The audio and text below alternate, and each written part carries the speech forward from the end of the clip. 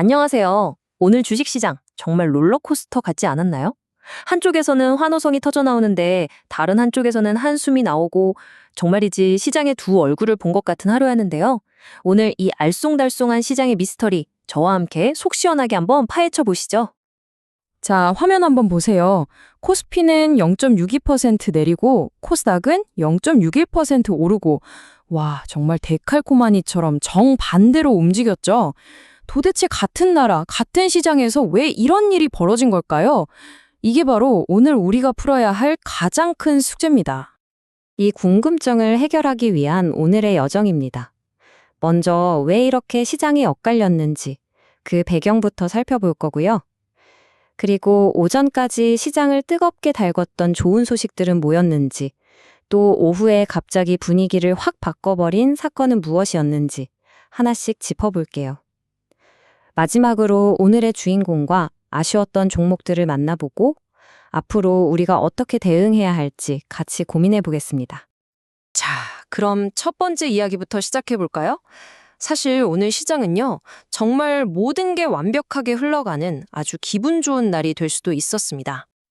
네, 아침 분위기는 정말 최고였어요. 간밤에 미국 증시도 기분 좋게 마감했고, 우리나라 11월 수출 실적은 그야말로 서프라이즈였죠. 게다가 정부가 코스닥 시장을 팍팍 밀어줄 거라는 기대감까지 더해지면서 투자자들 사이에서는 드디어 산타랠리가 시작되는구나 하는 설렘이 가득했습니다. 자, 그럼 이 긍정적인 분위기에 불을 붙였던 그 강력한 숫자들 직접 한번 확인해 보실까요?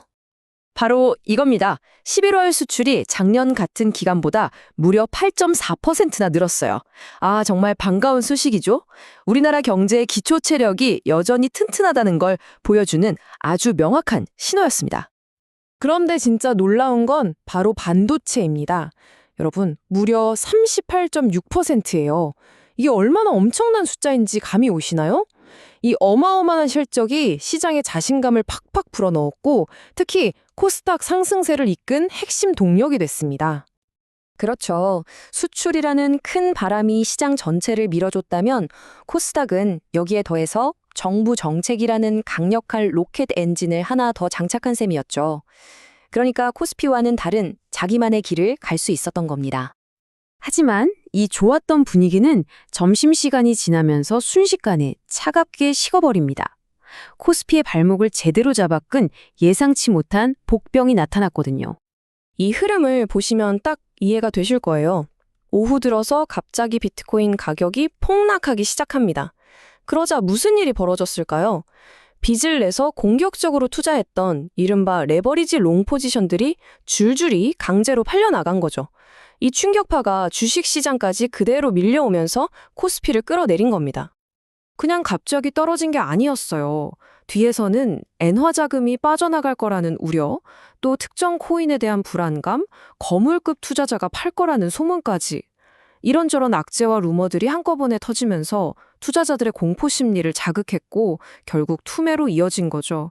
그런데 시장을 불안하게 만든 건 비트코인뿐만이 아니었습니다.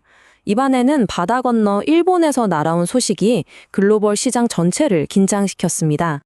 일본 중앙은행 총재의 이 한마디가 그야말로 시장에 찬물을 끼얹었습니다. 이게 무슨 뜻이냐면 이제 우리도 마이너스 금리 시대 끝낼 수 있다는 아주 강력하고 분명한 신호를 보낸 거거든요.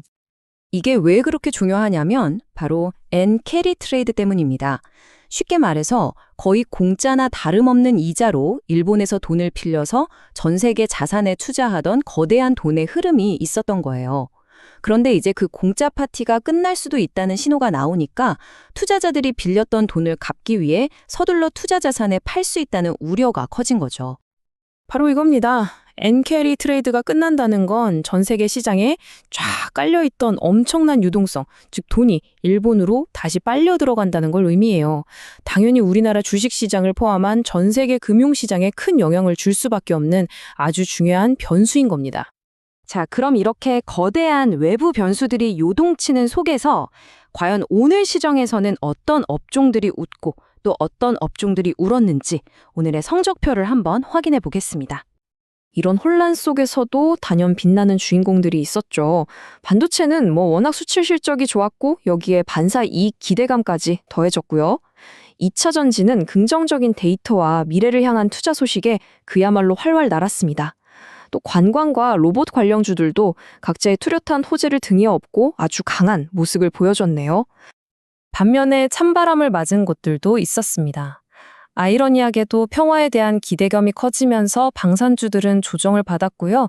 그동안 잘 나갔던 전력 설비 관련주들은 차익 실현 매물에 발목이 잡혔습니다.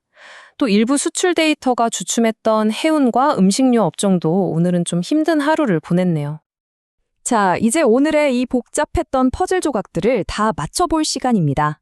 그래서 결론이 뭐냐? 앞으로 우리는 이 변화무쌍한 시장을 어떻게 헤쳐나가야 할까요? 오늘 하루는 딱 이 그림으로 요약할 수 있을 것 같아요.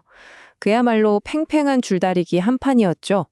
한쪽에서는 수출과 정책이라는 든든한 우리 편이 영차영차 시장을 끌어올리려고 했었고, 다른 한쪽에서는 비트코인과 엔화라는 글로벌 변수가 못 가게 발목을 잡고 늘어진 형국이었습니다. 네, 이게 바로 오늘 시장이 우리에게 던지는 가장 중요한 메시지입니다. 우리 경제의 기초 체력, 즉 펀더멘털은 아주 튼튼하다는 희망적인 신호를 확인했지만 동시에 투자 심리는 외부의 작은 바람에도 쉽게 흔들릴 수 있다는 걸 똑똑히 봤죠. 희망과 경계를 둘 다 놓치지 말아야 할 때입니다. 앞으로도 시장은 이렇게 우리 내부의 긍정적인 힘과 외부에서 불어오는 거친 파도 사이에서 계속 흔들릴 겁니다. 이런 변동성 속에서 여러분은 어디에 중심을 잡고 여러분의 소중한 포트폴리오라는 배를 지켜나가시겠습니까? 오늘 밤 한번 깊이 고민해 볼 만한 질문인 것 같습니다.